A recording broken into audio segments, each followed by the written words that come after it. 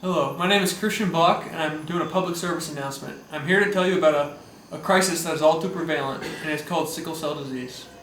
Sickle cell disease is an inherited blood disorder that affects the red blood cells. It changes their shape into the shape of a sickle, and these blood cells are there to carry the oxygen from your lungs to the rest of your body. With the sickle, they're unable to move throughout the blood vessels correctly, and because of that, they end up sticking and blocking most of the vessels. This can result in tissue and organ damage, as well as episodes of severe pain. Sickle cell can cause many complications in the life of the person, including strokes, an increased vulnerability to infection, and an acute chest syndrome, which is where the lungs lose their ability to breathe in oxygen. And so this disorder affects many of the African population. And so here with me through Skype, I have Adrian Lawrence. He's in Uganda, and he's going to tell us about the prevalence of the crisis, the community response, and a healthier way to engage them.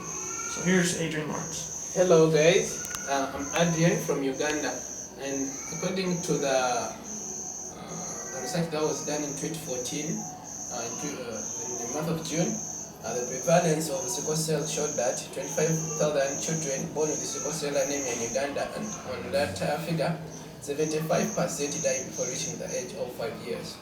Northern Uganda had the highest percentage of people with sickle cell anemia at 18.6% of the population.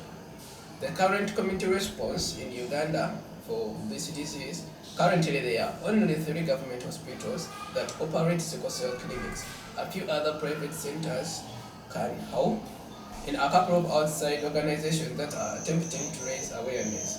They are currently raising awareness and testing where possible, but they do not refer very much treatment due to the limited resources and expertise.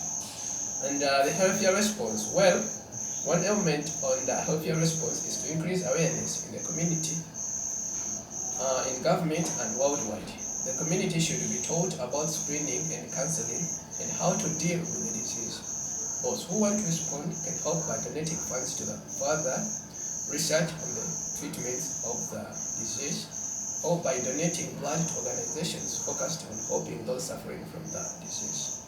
Another response can be done by sensitizing the community about prophylaxis treatments like immunization and malaria, as these two are much more related to the disease. And the other response can be by developing partnerships to address sickle cell disease in Africa. This can be done by performing more research.